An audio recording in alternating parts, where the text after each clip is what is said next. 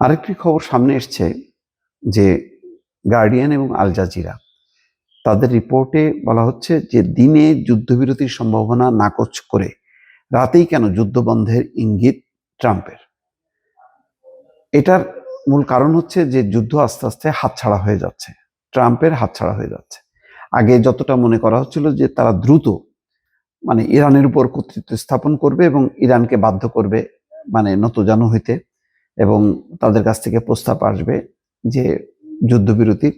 কিন্তু উল্টা দেখা যাচ্ছে যে ট্রাম্পের যে যুদ্ধবিরতির প্রস্তাব দুটি দেশের মাধ্যমে এসছে, সেখানে ইরানের প্রেসিডেন্ট পেজেশকিয়ান একেবারে নাকচ করে দিয়েছে, বলছে যে না, তারা যুদ্ধবিরতি চায় না, স্থায়ীভাবে যুদ্ধবন্ধ চায় এবং ক্ষয়ক্ষতি দিতে হবে এবং আর কখনো ইরানে হামলা হবে না সেই কমিটমেন্ট করতে হবে। তারপরেই তারা এটা নিয়ে আলোচনা করতে পারে। তো কেন যুদ্ধবিরতি সম্ভাবনা নাকচ করলো?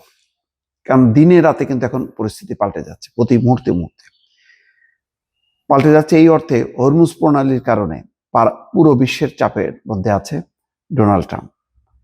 দেখছে যে সময় যত গড়াচ্ছে তত বেশি তেলের দাম বেড়ে যাচ্ছে। সমস্ত বিশ্ব এখন দায়ী করছে যে ডোনাল্ড ট্রাম্প যে একতরফা ভাবে ইরানের উপর যুদ্ধ চাপিয়ে দিল, তার প্রেক্ষিতে এই পরিস্থিতি। তো এই পরিস্থিতির দায় এড়ানোর জন্য ট্রাম্প এখন অস্থির হয়ে গেছে।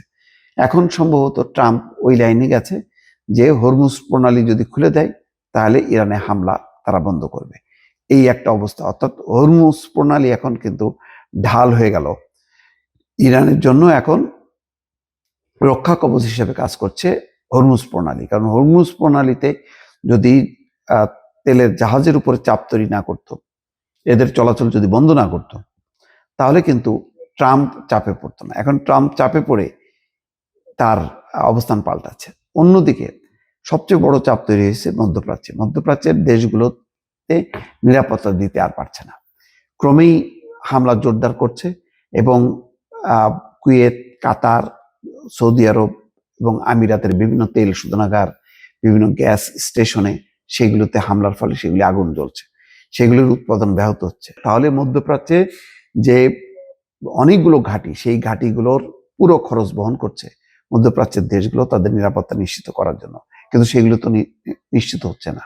এর ফলে এই মধ্যপ্রাচ্যের দেশগুলোরও একটা চাপ তৈরি হচ্ছে। তারা দেখছে যে আমেরিকাকে দিয়ে তো কাজ হচ্ছে না।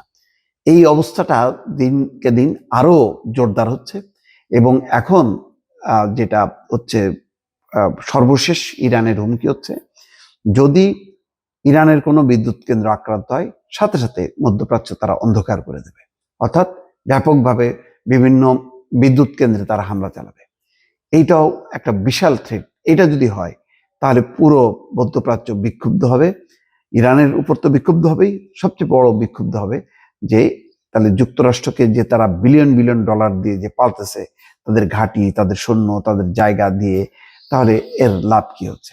সব মিলায় ট্রাম্প এখন ওই একবার বলছে যুদ্ধবিরতি নাকচ, কিন্তু রাতেই আবার বলছে যে যুদ্ধ বন্ধ, এবং হয়তো হরমুজ প্রণালীটা যদি মুক্ত করে দেয় ইরান, তাহলে যুদ্ধ বন্ধ হয়ে যাবে।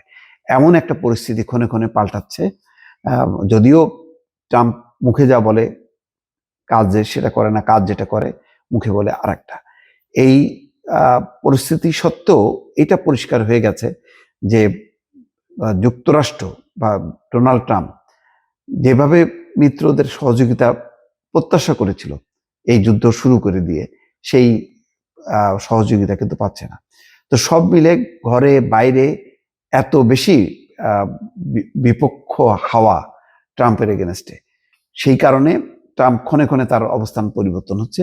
এবং এখন পর্যন্ত তার একটা কৌশলী অবস্থান হলো এই যে হরমুজ প্রণালীতে আক্রমণ বন্ধ করো। 48 ঘন্টার আলটিমেটাম দিয়েছে ইরানকে, বলেছে যে ইরান ধ্বংস করে দেবে যদি ইরান কথা না শোনে। তো এটা আলটিমেটামটা দিয়ে আলটিমেটলি সে যুদ্ধ থেকে সরে আসতে চায়।